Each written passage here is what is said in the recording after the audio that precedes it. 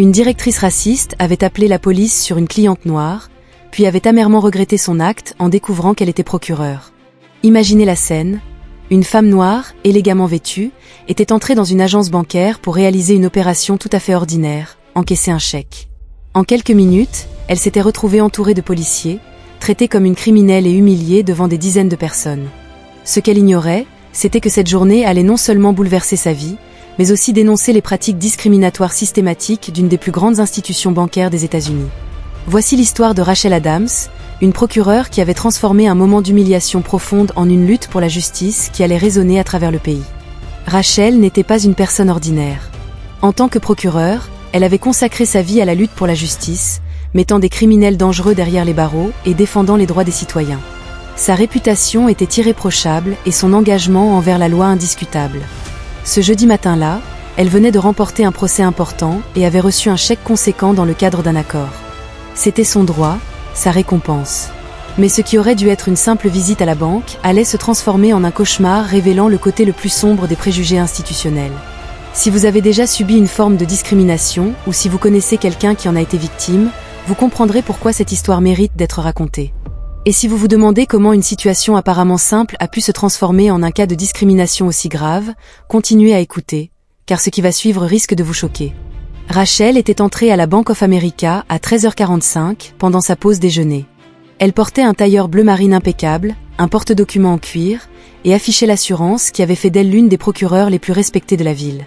En attendant son tour, elle avait observé distraitement les autres clients se faire servir, des cadres blancs encaissant des chèques bien plus importants que le sien, sans aucune question. Rien ne laissait présager que sa journée allait basculer. Lorsque son tour était arrivé, Rachel s'était approchée du guichet avec un sourire poli. Elle avait présenté sa pièce d'identité, sa carte bancaire et son chèque. Le jeune employé, un garçon d'à peine 25 ans, avait examiné ses documents en fronçant les sourcils, une expression qui allait rapidement se transformer en quelque chose de bien plus sinistre. C'est à ce moment-là que le premier signe que quelque chose n'allait pas était apparu. Le caissier avait regardé le chèque à nouveau, puis Rachel, puis le chèque, sans dire un mot. Il s'était levé et s'était dirigé vers le bureau de la directrice. Rachel pouvait les voir discuter à travers la vitre, en la regardant de temps en temps. D'autres employés s'étaient joints à la conversation, chuchotant et pointant du doigt discrètement. Un sentiment de malaise avait commencé à l'envahir. Elle connaissait ce regard, cette suspicion injustifiée. Elle avait déjà vu cela arriver à d'autres, mais n'avait jamais imaginé se retrouver de l'autre côté de la barrière. Si vous avez apprécié cette histoire et souhaitez savoir comment Rachel a fait face à cette situation de discrimination, n'oubliez pas de vous abonner à la chaîne. Ce qui allait suivre allait non seulement changer sa vie, mais aussi la manière dont l'une des plus grandes institutions bancaires des États-Unis traitait ses clients. Les minutes s'étaient éternisées. D'autres clients avaient commencé à la regarder, se demandant probablement pourquoi elle prenait autant de temps.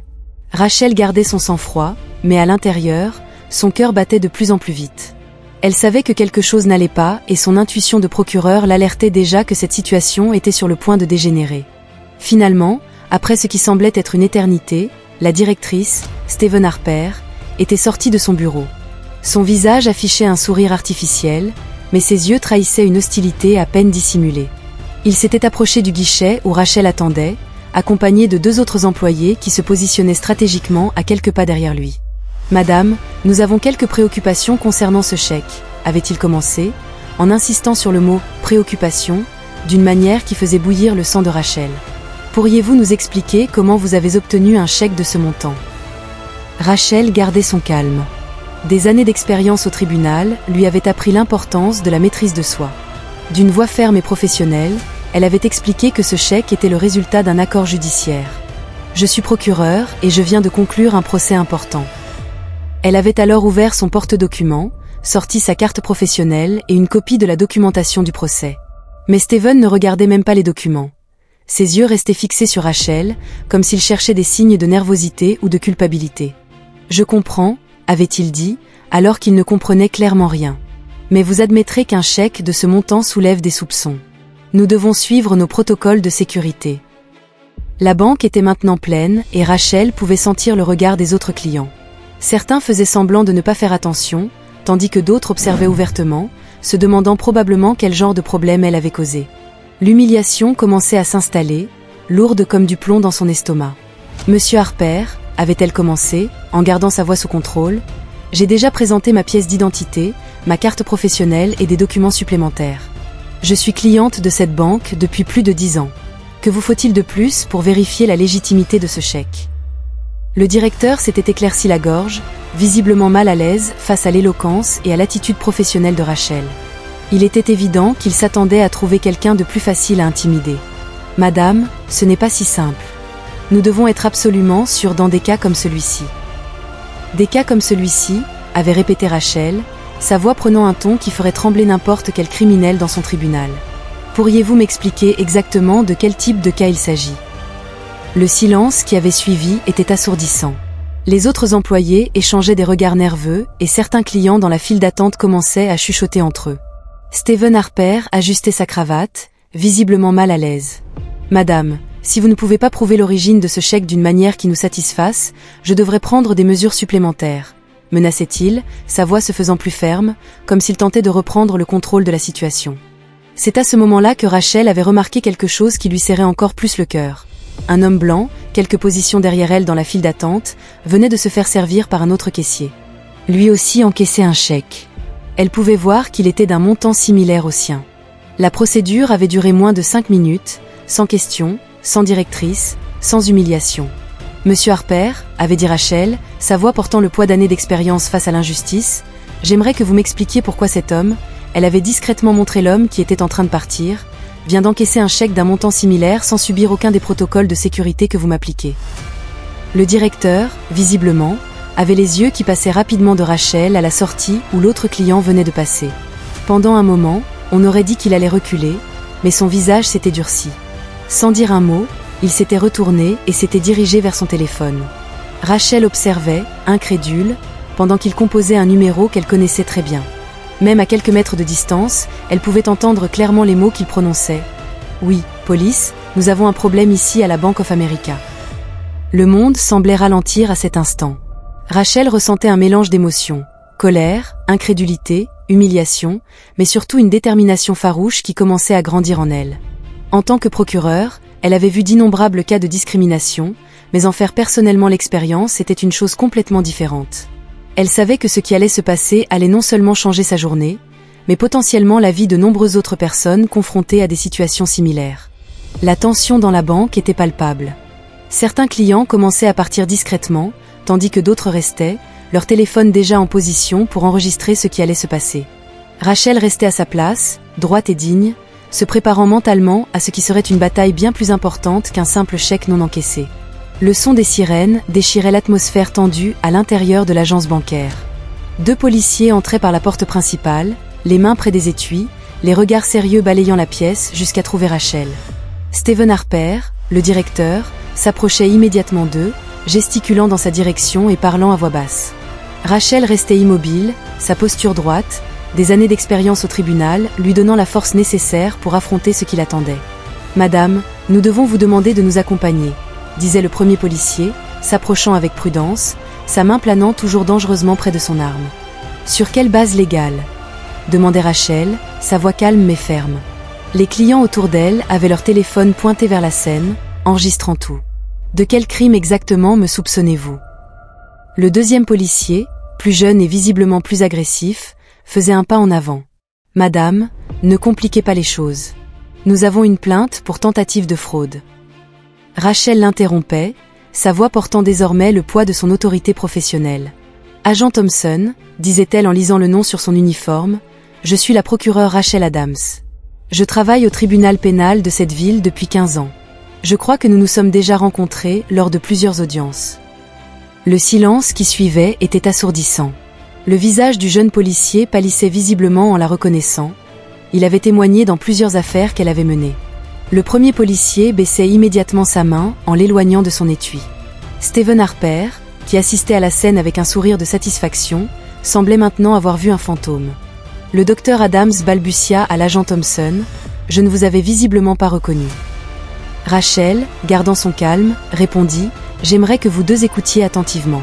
Ce qui se passait ici était un cas classique de discrimination raciale. Monsieur Harper a non seulement refusé d'effectuer une transaction bancaire légitime, mais il a également fait une fausse déclaration à la police, mettant ma vie en danger. Les clients encore présents dans la banque commencèrent à murmurer entre eux, certains hochant la tête en signe d'approbation des paroles de Rachel. Une dame âgée près de la porte s'exprima. « Je savais qu'il y avait quelque chose qui clochait dans cette situation. » Rachel continua, sa voix maintenant projetée pour que tout le monde puisse entendre clairement. « En tant que procureur, j'ai vu des cas comme celui-ci maintes fois sur mon bureau. Des personnes noires ont été criminalisées pour avoir exercé des activités quotidiennes. La différence, c'est qu'aujourd'hui, vous avez choisi la mauvaise personne pour discriminer. » Le directeur Harper, réalisant la gravité de la situation dans laquelle il s'était mis, tenta d'intervenir. « Dr Adams, il y a eu un malentendu. »« Non, monsieur Harper, » l'interrompit-elle. « Il n'y a eu aucun malentendu. Vous avez vu une femme noire avec un chèque d'un montant substantiel et vous avez automatiquement présumé qu'il s'agissait d'une fraude. Vous avez ignoré ma pièce d'identité professionnelle, mes documents et mes antécédents en tant que cliente. Et lorsque j'ai défendu mes droits, votre réponse a été d'appeler la police, mettant ma vie en danger. » Les policiers semblaient maintenant profondément mal à l'aise. Ils connaissaient bien le travail de Rachel au tribunal et savaient qu'elle n'était pas quelqu'un qui portait des accusations à la légère. L'agent Thompson rangea son bloc-notes et s'approcha d'eux. « Monsieur, êtes-vous sûr de vouloir maintenir votre plainte ?» Stephen Harper balbutia, son visage passant du rouge au pâle. « Eh bien, peut-être qu'il y a eu un excès de zèle. »« Un excès de zèle », répéta Rachel, sa voix portant des années d'indignation contenue. « Appelons cela par son nom, racisme. Et cette fois, monsieur Harper, vous et cette banque seraient tenus responsables. » La tension dans la pièce était palpable. Les clients continuaient de filmer, conscients d'être témoins de quelque chose d'important. Rachel prit son porte-documents et ses documents sur le comptoir, les rangeant méthodiquement. Son visage ne trahissait pas la tempête d'émotions qu'elle ressentait à l'intérieur. Des années de lutte contre l'injustice au tribunal l'avaient préparée à ce moment, même si elle n'avait jamais imaginé qu'elle en serait elle-même la victime. Avant de se diriger vers la sortie, elle se tourna une dernière fois vers le directeur. « Monsieur Harper, attendez-vous à recevoir des nouvelles de mes avocats. Et quant à vous, messieurs les agents, dit-elle aux policiers, j'espère vous voir bientôt au tribunal, mais cette fois en tant que témoin de ce qui s'est passé ici aujourd'hui. » Dans les jours qui suivirent l'incident, l'histoire de Rachel Adams se répandit comme une traînée de poudre. Des vidéos filmées par les clients de la banque devinrent virales sur les réseaux sociaux, suscitant une vague d'indignation et de solidarité. La Bank of America était désormais confrontée non seulement à un procès, mais aussi à une crise d'image sans précédent. Rachel n'était pas seule dans son combat. Peu après l'incident, des dizaines d'autres personnes commencèrent à partager des expériences similaires dans les mêmes agences bancaires. Un schéma inquiétant commença à se dessiner. Des personnes noires se faisaient systématiquement interroger, retardées et humiliées lorsqu'elles tentaient d'effectuer des transactions bancaires courantes. « Ce qui m'est arrivé était terrible », déclara Rachel dans une interview ultérieure. Mais le plus effrayant, c'est de penser à toutes les personnes qui ont vécu des situations similaires et qui n'avaient pas les ressources ou les connaissances juridiques pour se défendre. Combien d'entre elles ont simplement baissé la tête et accepté le traitement discriminatoire comme faisant partie de leur vie? Le procès intenté contre la Bank of America était historique. Son équipe juridique découvrit que la banque n'avait pas de politique claire pour la vérification des chèques, laissant les décisions cruciales à la discrétion personnelle des employés. Des données internes révélèrent que les clients noirs étaient 3 fois plus susceptibles de voir leurs transactions remises en question ou refusées que les clients blancs. Stephen Harper, le directeur qui avait appelé la police, fut convoqué pour témoigner. Assis sur le banc des témoins, il semblait être l'ombre de l'homme arrogant qui avait humilié Rachel. « J'ai suivi ce que je pensais être le protocole », balbutia-t-il, incapable d'expliquer pourquoi il n'avait pas appliqué le même protocole aux clients blancs. La victoire de Rachel au tribunal fut retentissante. Le jury ne mit que 4 heures à rendre son verdict, condamnant la banque à verser des dommages-intérêts de plusieurs millions de dollars pour préjudice moral et discrimination raciale. Plus important que la somme d'argent, l'affaire créa un précédent juridique crucial pour les futures actions contre la discrimination bancaire. Mais la vraie victoire vint après. La Bank of America fut contrainte de mettre en œuvre des changements systémiques dans ses politiques.